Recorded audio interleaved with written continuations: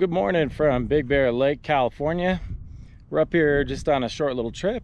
We're just here to fish it. Come up here about 2 to 3 days a week, and this is just one of those trips. And we got a good little topic for you guys today. We get a lot of questions about the current status of Big Bear Lake and if it's any good, or is it fishing well, or is the low water affecting the fishing at all. And those are valid questions. Those are very valid questions. I understand a lot of people drive a very long way to get up here. Some people drive 2 hours to come up here for the day, so I can completely understand why you would want to know, what's it like up here anymore. I mean, there's not a lot of videos on YouTube. We post a couple here and there these days. Of course, we're up here a lot, but overall, you're not really seeing the pressure on YouTube from people fishing it. So is it good? Let's talk about it. So as for the fishing, I would say it's still pretty good. They are maintaining the plants up here. They are planting the lake. They're putting in a lot of smaller fish. There have been some reports on Facebook and other websites about people that are fishing up here running into a lot of small fish. There was a plant a while back for the Derby that included a pretty large plant. There was some nice fish in that group, and some of those are still showing up. And let's not forget that there is a very large holdover population in this lake. Even with the low water levels, summer, heat, all that, they survive. They have adapted and do survive in this lake. There is a chance that that could change though, but we'll talk about that later in the video. But they are planting the lake. Department of Fish and Game has not listed a plant for this lake in a very long time, but the water district over here in town has planted this lake with some private stuff, and they've done quite a bit of it actually, and that is what is keeping it good. There, even without those plants, you're still going to see some good action here if you know where to go. That's kind of the thing right now, and a lot of people drive a long way. They don't know where to go, they don't know where to fish it, and they show up, they park their car, and they get out and they start fishing, and they don't catch anything. And part of that is because they need to do some research on the lake. There are these chances that you could drive up here and do that, and you'll kill it. You'll have the greatest day ever, and that's awesome. I actually hope for that for everybody, but a lot of people do not have that experience, and a lot of that has to do, like I said, with knowing the lake, knowing what is the conditions, where the different habitats are, the different lake depths. So as you can see right here, you can see the contour of the lake right here is reflective of a decent drop off. We're over here at Juniper Point, and it's got some depth to it, even though the east side of the lake is known for being quite shallow. And but right here you got a little drop off. It is only probably 8 to 10 feet out here at the deepest. It might not even be that deep right now because of the low water levels, but it still creates a decent fish habitat for winter fishing. But like I said, in the summer, in the spring, in the fall, all these other seasons, the fishing changes a lot up here. But with those plants, people are, like I said, they're catching these small fish, and pretty common, but they're aggressive, and that's why they're catching those fish. Without those little dinks, you probably wouldn't see a whole lot of people catching, because the holdovers are a lot harder to catch. They're a lot harder to catch. So but is it worth coming up here is the question next. I know I'm telling you the fishing is good, but if you're not that great at fishing, is it worth it to you?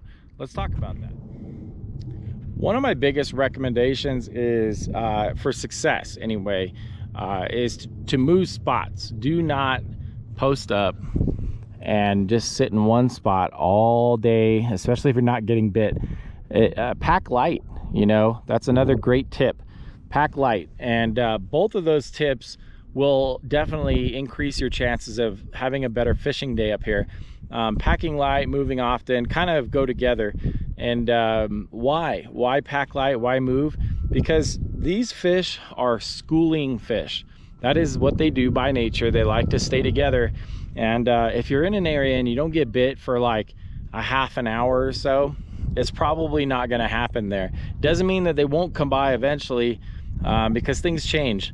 But I will say that you have a much better chance if you move spots. So pack light so you can do that. I mean, if you want to set up and bring, you know, coolers and a barbecue, all that, that's fine. But just make sure that you're doing a little bit more research on the lake itself. That way you're not, oh, we're getting bit, guys. That's a good bite. Let's go see it. Yes, sir. Look at that while we're shooting the video. Look at,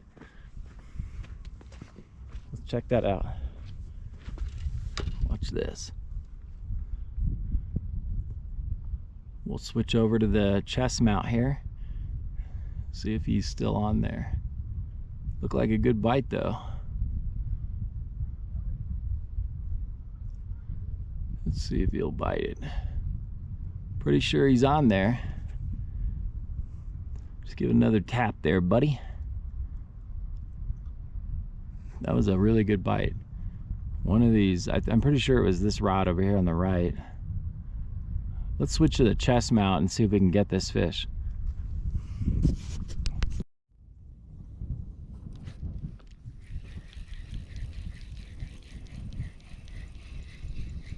Oh, yeah, he was on there. He was on there.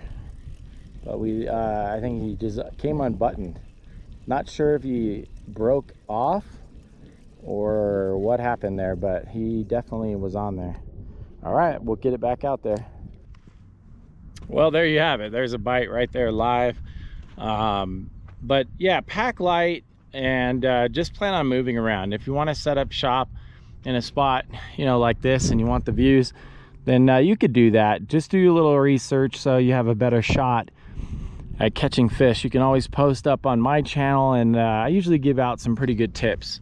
I do offer Patreon for $5. You can go over there and we do detailed reports every week.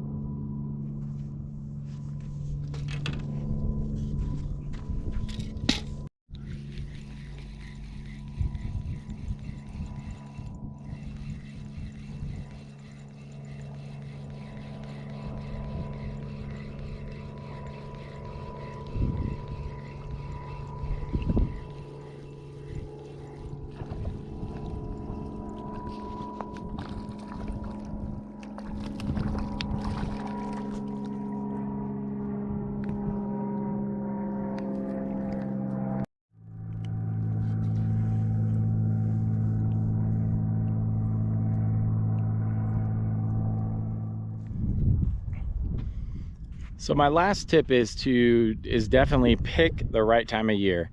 Don't come out here in the summer. Come out here in the fall, winter. Spring is probably ideal for most people. Temperatures are better, but winter is fantastic fishing. It, in my opinion, is the best time to fish Big Bear Lake. There's no comparison. It is just much better. And you do get mild days up here. They're expecting snow up here maybe in a week. But it is just beautiful out here for the most part. And I mean, look at the, you know, they got the ski lifts going, starting to spray snow up there. And it's just awesome up here, guys. There's a lot to do beside the fishing, but I'd say it's worth it. And so there's the answer to the question. I get it all the time. You know, do you think it's worth it? All the time in the messages, comment sections, stuff like that. And absolutely, it's worth it. Come on up here. Just have a plan with your family.